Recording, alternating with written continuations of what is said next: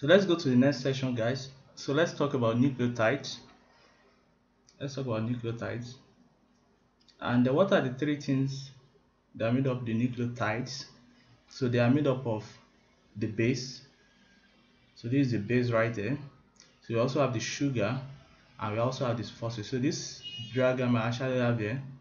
This is a diagram of what's called of a nucleotide. So like I said, so nucleotides, they are made up of three things. So the first one is the sugar. So the first one is the sugar. So depending on what is the sugar, so if it's ribose, that means that to be ribose is ribose is present in RNA.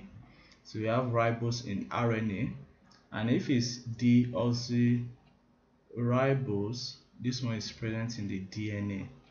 And when we get to pyrimidine synthesis, we're actually going to see an important enzyme that actually help us to convert or reduce the ribose inside the nucleotide. So the ribose we have inside the nucleotide to what's called to deoxyribose, and the name of that enzyme is ribonucleotide reductase. So ribonucleotide reductase. So we want to see this when we get to what's called nucleotide pyrimidine synthesis.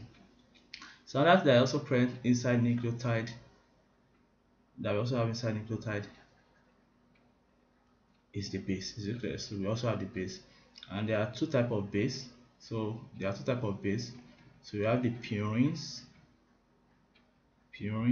Under purines, there are two types of purines.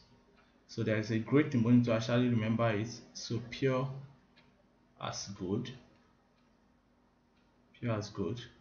and then A. So P there stands for purine, and A there stands for adenine, and the G there stands for guanine. So A is adenine, G is guanine. And the other group of base that we also have is pyrimidines. We have pyrimidine. Under pyrimidine, there are three types of pyrimidine. And the one you can use to remember them is cut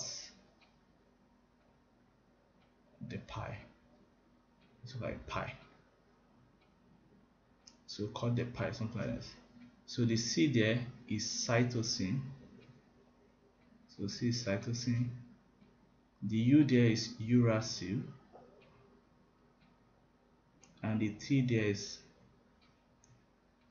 thymine.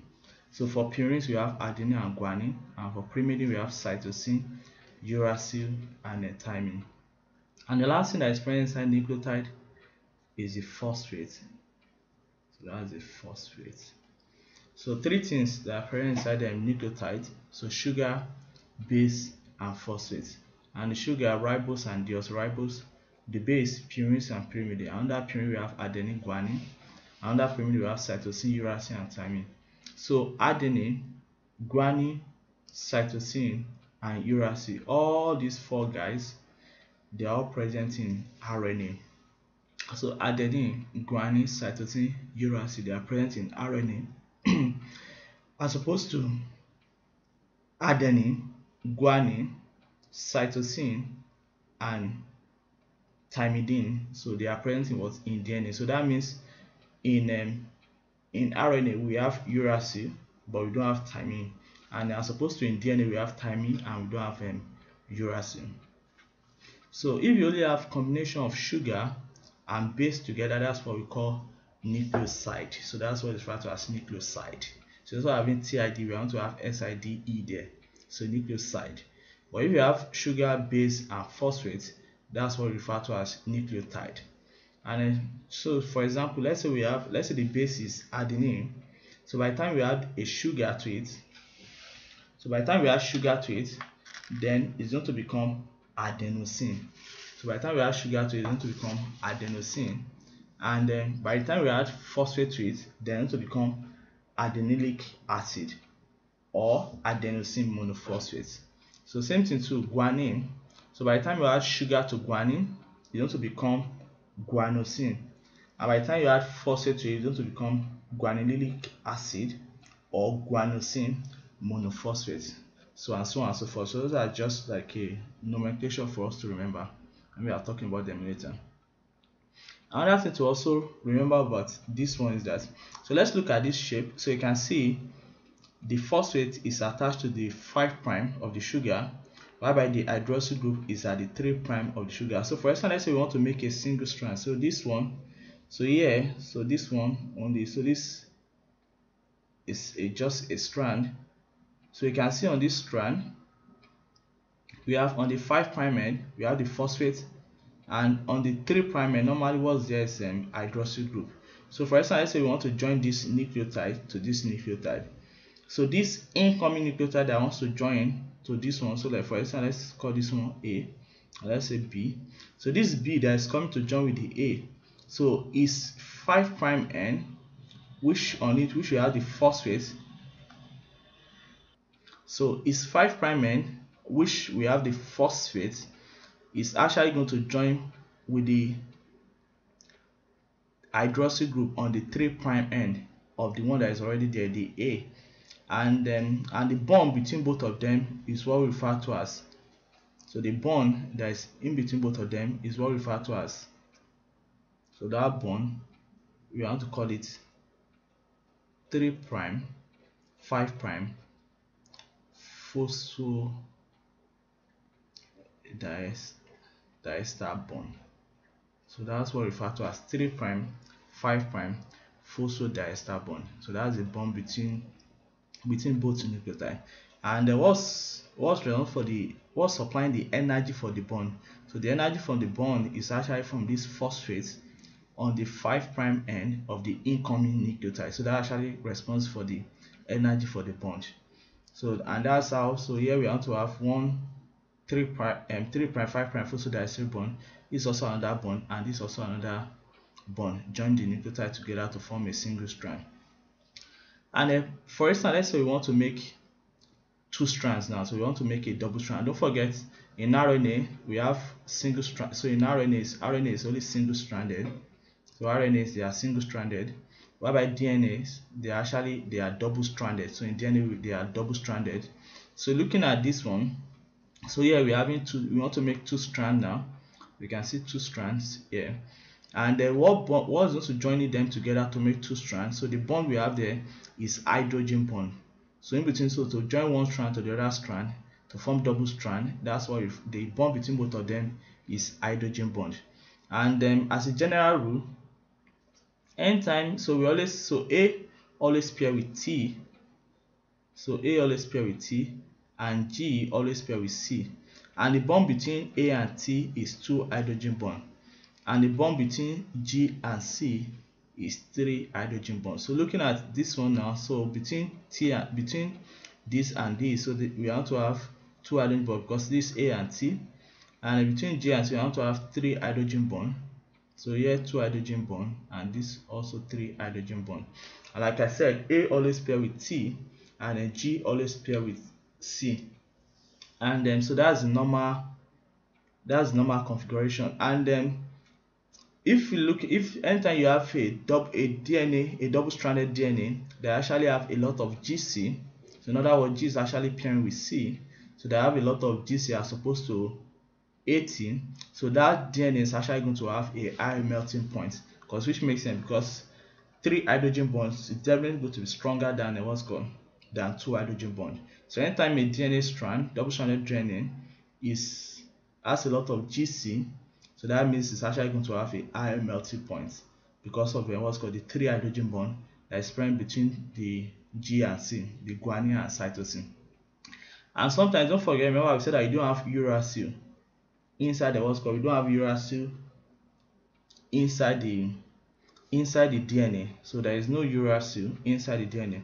But for instance, let's say maybe due to exposure to temperature or anything or chemical, and somebody having what's called deaminification of cytosine to uracil. So sometimes cytosine can be converted to uracil, and the conversion of cytosine to uracil, that's what they call deaminification. So deaminification of cytosine can make uracil. So that's actually abnormal now this time around. So that's abnormal. Remember this DNA here. So here we having instead of having a what's called cytosine, here we're having uracil. And what's actually going to repair that is actually base excision repair, which we want to talk about later. So what we want to do that repair is base excision repair. So let's continue. So before we drop the story of a nucleotide and talk about something else, so let's talk about this rule. So there's a rule called the Shagaf. So they call it Shagaf rule. And what is this rule saying? So this rule is saying purines always base pair with pyrimidine. So it's saying that purines always base pair with pyrimidine. So if you look at here, you can see T, and this rule only applies to double-stranded. So you can see T is pyrimidine and A is what's called purine. So you can see both of them base pairing together, and C is pyrimidine, and you can see G is purine, and both of them base pairing together. So that's one of the things that it's saying. And it also says that the percentage of A equal to the percentage of T, and don't forget, remember both of them are the one that always base pair together. And also say that percentage of G equal to percentage of the percentage of what's called of C. So percentage of C. And lastly, also that if you add the purines, and if you add, say, the double strand, then if you add the purines to the pyrimidine, they must be equal to 100%. And let me give a what's called, let's apply this rule to one example. So let's use to solve this question. So for instance,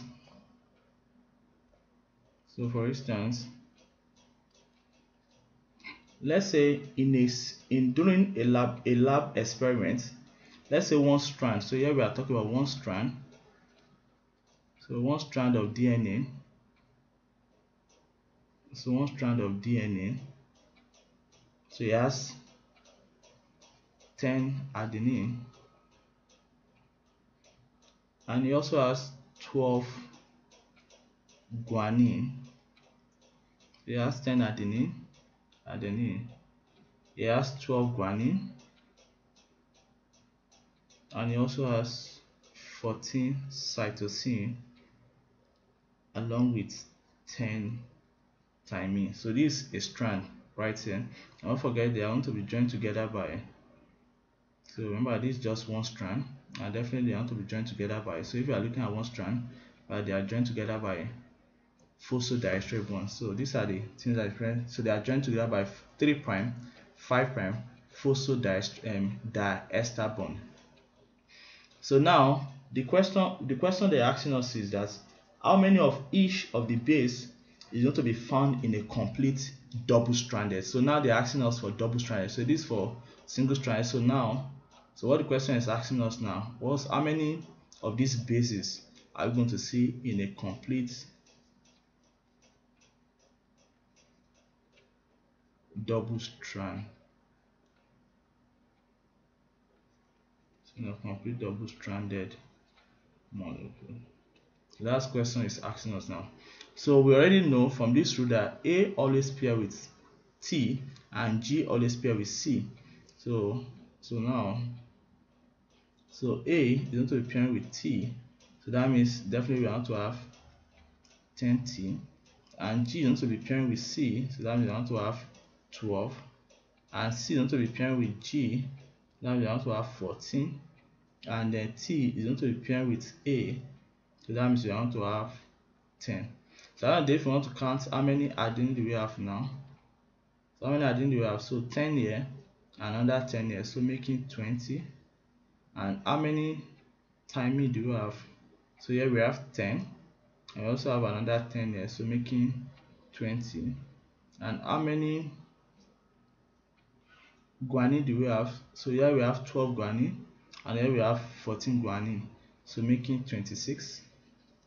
And then how many cytosine do we have? So here we have 12 cytosine and we have 14 cytosine, so making 26. And And that's the answer to that question. And another question, so this question is saying, for instance, let's say in a sample of amount of, so in a sample we have what's called the adenine nucleotide is 20%. So in a sample the adenine nucleotide is 20%. So they ask us to calculate, the amount of cytosine content in the DNA. So that's what they ask us to calculate. And so they gave us adenine to be 20%, and don't forget, we already know that A always pair with T. So that means if A is 20%, which is adenine, if it's 20%, that means T is also going to be 20%. So that means both of them, they want to be 40% together. So if both of them, if they are both 40% together, so that means from 100% minus 40%, that means we are also be having 60%. So in other words, that means the 60% that we have left, so the 60% that is left now is a combination of G and C. So guanine and cytosine. Remember, we said that guanine and cytosine always pair together. And that also be the all to be cytosine. So since we say that both of them are equal by what the rule is saying, the rule says that percentage of guanine is equal to percentage of cytosine. So that means the cytosine has to be 60% divided by 2, and that has to be 30%. So that means, so the answer to this question has to be 30%. And that's all about nucleotides. So the next one we want to talk about purine and pyrimidine nucleotide synthesis. Thank you.